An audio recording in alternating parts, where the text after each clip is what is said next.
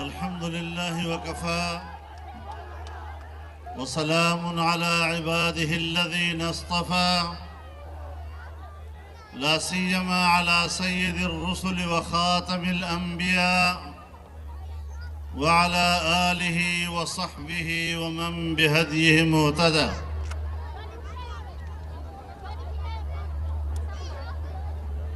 Stage پر موجود عمائدین قوم، قائدین ملت، میرے بزرگوں، دوستوں، بھائیوں، بہنوں، آج حیدرآباد میں تاریخ کے اس فقید المثال اجتماع کے انعقاد پر میں اہل حیدرآباد اور سندھ دھرتی کے اپنے بھائیوں کو سلام پیش کرتا ہوں۔ میرے دوستو، آپ کا اتنا بڑا اجتماع ایک عظیم الشان اور تاریخی پیغام ہے، اور آپ نے صرف پاکستان کے حکمرانوں کو آواز نہیں دی، آپ نے بین الاقوامی دنیا کو جھنجھوڑا۔ آپ نے صرف پاکستان کے حکمرانوں کو آواز نہیں دی، آپ نے بین الاقوامی دنیا کو جھنجھوڑا ہے۔ پاکستان کے سیاہ و سفید کے مالکوں کو آج جھنجھوڑا ہے اور ان کو بتایا ہے کہ حکومتیں تمہاری دھاندلیوں سے نہیں بن سکتی، حکومتیں عوام کی ووٹ سے بنیں گی۔ میرے محترم دوستو، آج ہم پاکستان میں آزاد جمہوری فضاؤں کو بحال کرنے کے لیے یکجا ہوئے ہیں۔ یہ تحریک ہے، یہ تحریک اپنی منزل کو پہنچے گی۔ آپ کو بار بار کہا گیا، آپ تھکے تو نہیں، لیکن میں کہتا ہوں کہ سمندر موجیں مار کر نہیں تھکتا، اور سمندر کے اندر مچھلیاں تیرتے تیرتے نہیں تھکتی۔ پاکستان کی سیاسی تحریک میں ہمارا کارکن بھی اس وقت تک کام کرتا رہے گا، اس وقت تک مچلتا رہے گا، اس وقت تک تیرتا رہے گا، جب تک اس ظالمانہ سمندر، حکمرانوں کے سمندر میں موجیں مارنے کی طاقت ہے، میرے کارکن میں اس کے اندر تیرنے کی طاقت رہے گی، اور ہم تھکنے والے لوگ نہیں ہیں۔ میرے محترم دوستو، تحریک حوصلوں کے ساتھ چلتی ہے، تحریک خود اعتمادی کے ساتھ چلتی ہے، تحریک کمٹمنٹ کے ساتھ چلتی ہے۔ ہم نے عہد و پیمان کیا ہے کہ جب تک پاکستان کے اقتدار سے ان نااہلوں کو نکال باہر نہیں کرتے، اس وقت تک اپنے گھر سے چین سے نہیں بیٹھیں گے۔ میرے محترم دوستو، سب سے پہلی بات تو یہ ہے کہ یہ حکمران ناجائز راستے سے، چور دروازے سے اقتدار میں آئے۔ مجھے بھلی لگتی ہیں یہ باتیں، جب میرے ملک کی اسٹیبلشمنٹ یہ کہتی ہے کہ ہمارا سیاست سے کوئی تعلق نہیں، ہم غیر جانبدار ہیں، تو ہم بھی چاہتے ہیں کہ آپ غیر جانبدار رہیں۔ ہم کب چاہتے ہیں کہ ہماری فوج سیاست میں ملوث ہو؟ ہم کب چاہتے ہیں کہ وہ دفاع کے علاوہ کوئی اور کردار ادا کرے؟ لیکن کیا کریں کہ یہ غلطیاں ہوئی ہیں، یہ غلطیاں ماننی پڑیں گی اور اس غلطی پر قوم سے معافی مانگنی پڑے گی، اس کے علاوہ کوئی راستہ نہیں ہے۔ میں پوچھنا چاہتا ہوں، اگر آپ نے انتخابات کے نتائج تبدیل نہیں کیے، اگر آپ نے عمران خان جیسے نااہل اور اس کی جماعت کو اقتدار نہیں دیا، تو آپ نے پہلی رات ہی یہ کیوں کہا وَتُعِزُّ مَن تَشَاءُ وَتُذِلُّ مَن تَشَاءُ؟ آپ نے عزت و ذلت کے حوالے سے ان کو مبارکباد دی، اور مجھے حیرت ہوئی جب کہا گیا کہ ہم نے تو دشمن کو شکست دی ہے، انتخابات پی ٹی آئی نے جیتے ہیں اور فتح کا اعلان آپ کر رہے ہیں، اور پھر کہتے ہیں کہ اس کامیابی سے ہمارا کوئی تعلق نہیں ہے۔ ہم پوزیشن واضح کرنا چاہتے ہیں، آپ نے شکست دی ہے تو کس کو شکست دی ہے؟ آپ نے فتح حاصل کی تو کس کے مقابلے میں حاصل کی ہے؟ اگر آپ ہندوستان کو شکست دیں، اگر آپ سرحد پر پاکستان کے جھنڈے گاڑ دیں، اب اگر آپ کشمیر کو ہندوستان کے پنجے سے آزاد کرا لیں، ہم آنکھوں کے پلکوں پر فوج کو بٹھانے کے لیے تیار ہیں، جرنیل کو بٹھانے کے لیے تیار ہیں، لیکن بتایا جائے کہ یہ فتح کس کے خلاف تھی، یہ شکست کس کو دی گئی تھی۔ آپ اگر پاکستان کے عوام کو اپنا دشمن سمجھتے ہیں تو پھر آپ واضح کر دیجئے۔ آپ پاکستان کے عوام کو شکست دیتے ہیں تو آپ فتح کا اعلان کرتے ہیں۔ یہ سیاست نہیں چلے گی، ہم نے بزدلی کی سیاست نہیں دیکھی، ہم نے حق کی آواز بلند کی ہے اور یہ بلند کرتے رہیں گے تا وقت ہے کہ آئین کے مطابق تمام ادارے کام شروع نہ کر دیں۔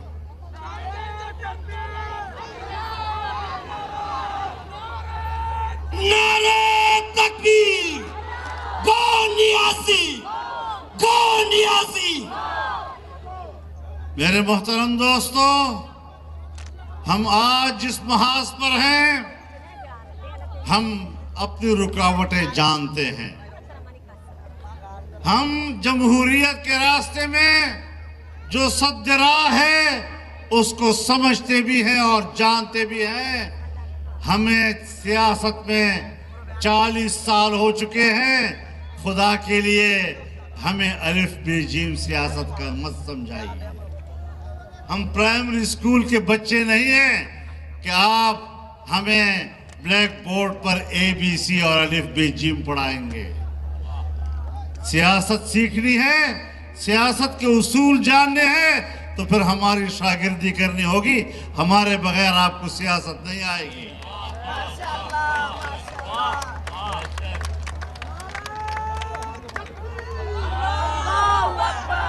اور یہ یاد رکھیے کہ ہم نے کوئی کچی گولیاں نہیں کھائی، ہم بحرانوں سے لڑنا جانتے ہیں، اور انشاءاللہ العزیز آپ دیکھیں گے ہم ملک کی آئین کی جنگ لڑ رہے ہیں، ہم پاکستان کی بقا کی جنگ لڑ رہے ہیں، ہم اس قوم کی عزت و وقار کی جنگ لڑ رہے ہیں، ہم اس قوم کی حق کی جنگ لڑ رہے ہیں، اس کے ووٹ کی حق کی جنگ لڑ رہے ہیں، اور جب تک ہم قوم کو اس کے ووٹ کی امانت واپس نہیں دلائیں گے، انشاءاللہ آرام سے نہیں بیٹھیں گے اور یہ پیش رفت ہماری آگے چلتی رہے گی۔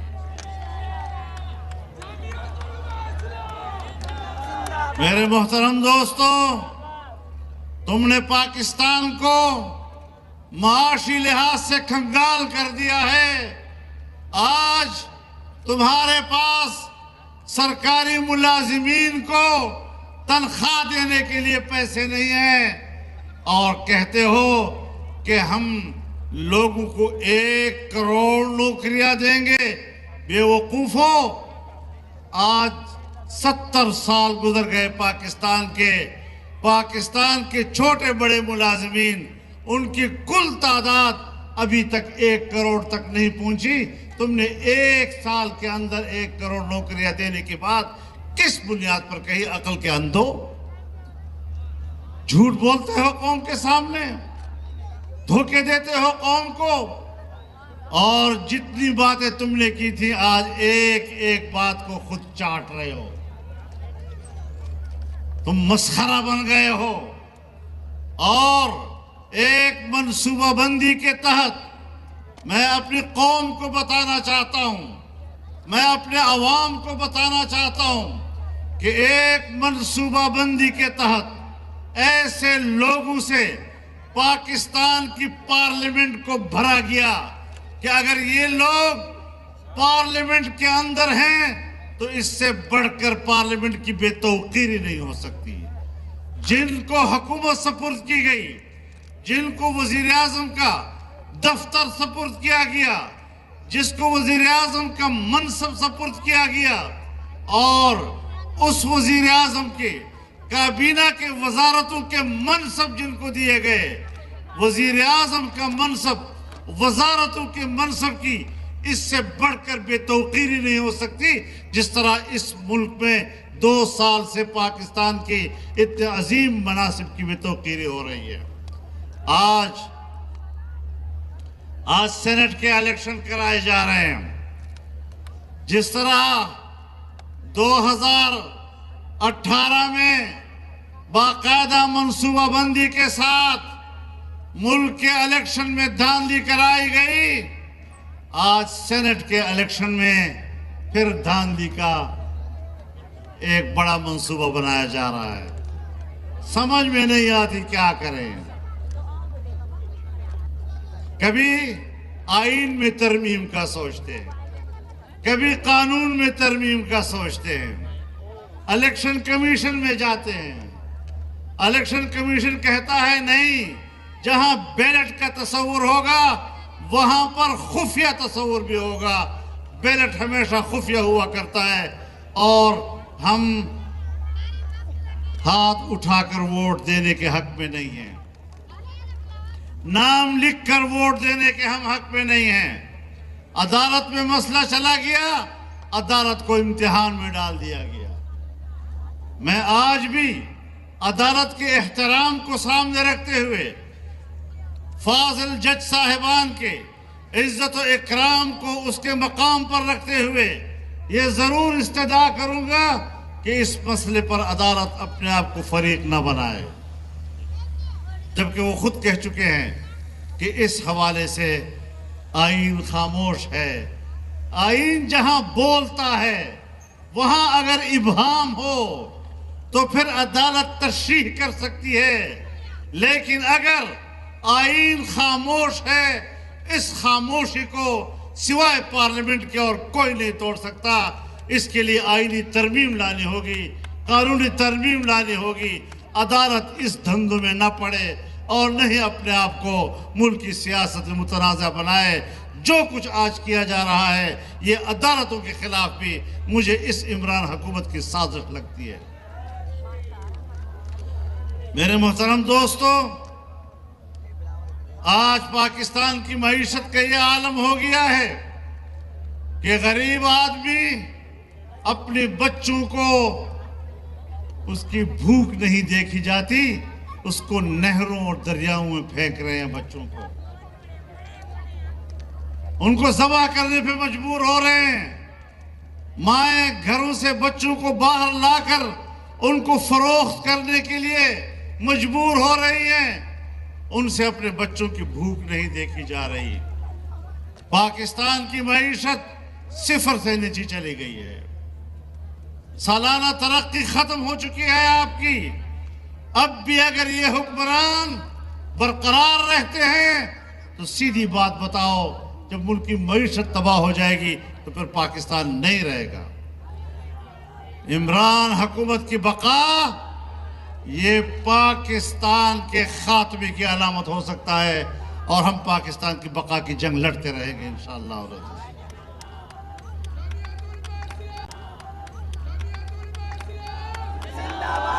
میرے محترم دوستو، میں یہاں پہلے بھی کہہ چکا ہوں کہ سندھ کے سمندری جزائر پر سندھ کے عوام کا حق ہے، بلوچستان کے سندھ کے دریائی اور سمندری جزیروں پر بلوچستان کے عوام کا حق ہے۔ کسی قیمت پر بھی وفاق کو اس بات کی اجازت نہیں دی جا سکتی کہ وہ ان علاقوں کے سمندری جزائر پر قبضہ کر سکے اور ان کے منافع پہ قبضہ کر سکے۔ آپ جانتے ہیں یہاں صوبہ سندھ میں جو ملٹی نیشنل کمپنیاں آئی ہیں وہ چوکیدار تک بھی اپنے ملازم باہر سے لاتے ہیں۔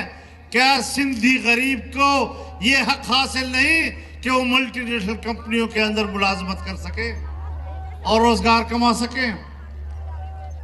اگر آج سندھ کے غریب کے ساتھ ظلم ہوتا ہے، یہاں پر ملٹی نیشنل کمپنیاں آتی ہیں، ان کے اندر ان کو ملازمت کا حق نہیں دیا جاتا، انشاءاللہ ہم سندھ کے اس غریب ہاری، اس غریب مزدور اور اس ملازم کی جنگ لڑیں گے اور ان کے حقوق کی جنگ لڑتے رہیں گے۔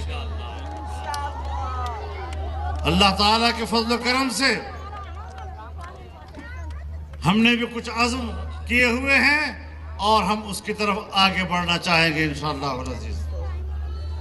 میرے محترم دوستو، آج اگر بجلی مہنگی ہو گئے، روز آپ مہنگی کرتے جا رہے ہیں، آپ نے ملک کو اندھیروں کی طرف دھکیل دیا ہے، آپ نے پیٹرولیم کی قیمتوں میں اضافہ کر کے ملک کی پہیے کو جام کرنے کی کوشش کی ہے، آپ نے غریبوں سے ان کی زندگی کا حق چھین لیا ہے، تو پھر ظاہر ہے کہ تم ایک مہلک بیماری ہو پاکستان کی۔ لوگ کہتے ہیں کووڈ-19، میں نے کہا نہیں، کووڈ-18۔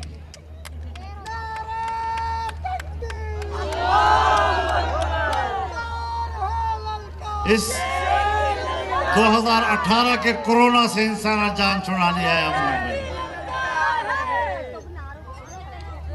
میرے محترم دوستو، یہاں سیاستدانوں کو اس کی تذلیل کی جاتی ہے، اور نیب کا ایک ادارہ جو فوج نے بنایا، جو مشرف نے بنایا، جو صرف اس لیے بنایا کہ سیاستدانوں پر مقدمے دائر کیے جائیں، ان کو مقدموں میں پھنسایا جائے، ملک کی سیاست نہ کر سکے، اور پھر یہ کہتا ہے کہ سیاستدان تو مجھ سے NRO چاہتے ہیں۔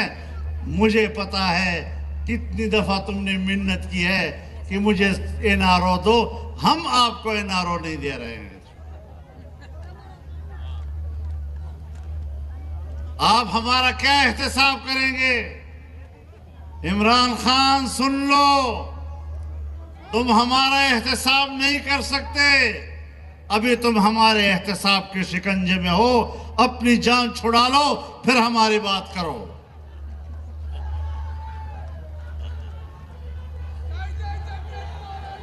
Go Imran! Go Imran! Go Niazi! ایک تکے کے دو نیازی، ایک تکے کے سو نیازی، جس بھی کے سو نیازی۔ میرے دوستو، فارن فنڈنگ کیس ہم نے دائر نہیں کیا، پیپلز پارٹی نے دائر نہیں کیا، JUI نے دائر نہیں کیا، مسلم لیگ نے دائر نہیں کیا، PDM نے دائر نہیں کیا، ان کی اپنی پارٹی کے بانی اراکین نے دائر کیا ہے، اور آج ایک نیا اعتراف اس کا آ گیا ہے کہ بہت سا پیسہ جو باہر سے آیا وہ عمران خان کے ذاتی ملازمین کے نام پر آیا ہے، بنی گانا میں آیا ہے وہ پیسہ۔ یہ پیسے چوروں کے سردار تم، اور نعرے لگاؤ دوسروں پر کہ تم چور ہو۔ کچھ شرم کرنی چاہیے، کچھ حیا کرنی چاہیے۔ شرم حیا بھی کوئی چیز ہوتی ہے جو آپ کے قریب سے نہیں گزری ہے۔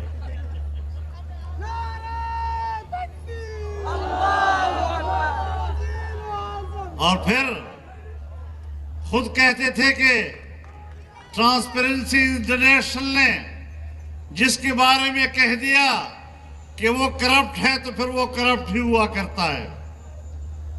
آج ٹرانسپیرنسی انٹرنیشنل نے عمران حکومت کے بارے میں کہا ہے کہ اس دور میں کرپشن بڑی ہے، اور جب دنیا میں وہ 116 نمبر پر تھا 124 نمبر پہ چلا گیا ہے۔ کرپشن کے سردار تم، چوری کے سردار تم، یہودیوں سے پیسہ بٹورنے والے تم، ہندوستان سے پیسہ بٹورنے والے تم، یہود و ہنود کے پیسے پہ سیاست کرنے والے تم، ان کی پشت پناہی سے اقتدار تک پہنچنے والے تم، اور آر دوسروں کو دلاتے ہو۔ آپ کو شرم نہیں آتی اس بات پہ؟ ہم نے ہمیشہ اجلی سیاست کی ہے، اور اجلی سیاست کے ساتھ انشاءاللہ اس ملک کی سیاست میں کردار ادا کریں گے۔ ہم انشاءاللہ اس حکومت کو بھی اور اس کے نیب کو بھی بے بس کر دیں گے۔ ان کا باپ بھی ہمارا احتساب نہیں کر سکے گا جب تک کہ حکومت کا اپنا احتساب نہیں کیا جائے گا۔ نعرہ تکبیر! چور وزیر اعظم مرد آباد! چور وزیر اعظم، سلیکٹر وزیر اعظم اور وزیر اعظم مرد آباد! چور وزیر اعظم، سلیکٹر وزیر اعظم، ایکٹر وزیر اعظم، ڈکٹیٹر وزیر اعظم، گو نیاسی! گو نیاسی!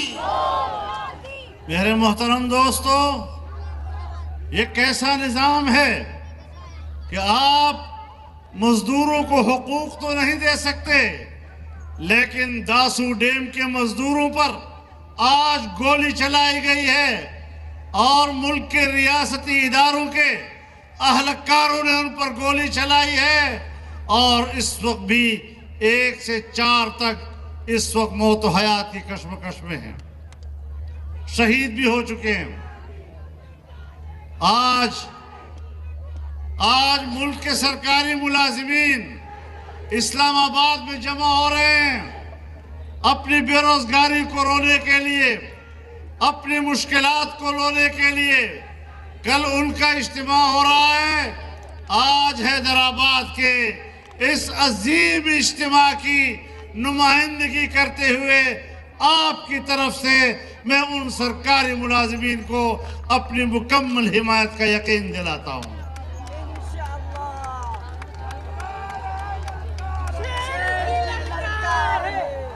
آج پاکستان کا کسان رو رہا ہے،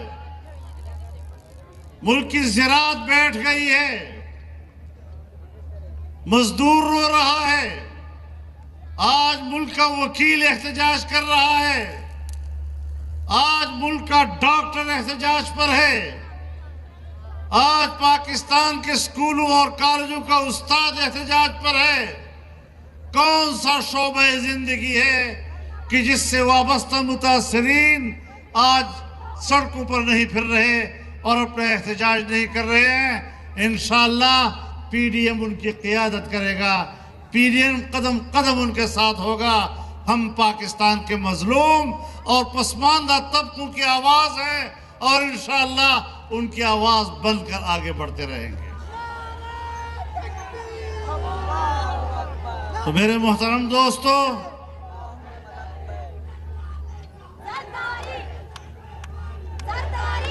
میرے محترم دوستو، ہم نے اس تحریک کو آگے بڑھانا ہے۔ میں دو باتیں آپ سے کہنا چاہتا ہوں۔ یہاں پی ڈی ایم کی قیادت بیٹھی ہے۔ 26 مارچ کو پورے پاکستان سے لانگ مارچ کے قافلے روانہ ہوں گے اور وہ پنڈی اسلام آباد کی طرف جائیں گے، اور انشاءاللہ یہ ایک سمندر ہوگا اسلام آباد کی طرف رواں دواں، جو حکمرانوں کو خس و خاشاک کی طرح انشاءاللہ بہا کر لے جائے گا۔ اور دوسری بات یہ کہ آپ نے بھی ایک کام کرنا ہے کہ جب تک آپ 26 مارچ تک قافلے روانہ نہیں کرتے، آپ کو ہر ضلعی ہیڈ کوارٹر میں، پورے پاکستان کے ہر ضلعی ہیڈ کوارٹر میں کوئی ایک دن مقرر کر لیں اور وہاں پر پی ڈی ایم کی جماعتیں کسی ایک دن کو معین کر کے ہر ضلع میں مہنگائی مارچ کریں گے، تاکہ عوام کی مشکل سامنے آئے، عوام کی آواز بلند ہو، عوام میں بیداری پیدا ہو، اور 26 مارچ تک پوری قوم بیدار ہو کر اسلام آباد کی طرف روانہ ہو سکے۔ انشاءاللہ یہ تحریک آگے بڑھے گی اور کامیابی سے ہمکنار ہوگی۔ اللہ ہمارا حامی و ناصر ہو۔ وآخر دعوانا ان الحمدللہ۔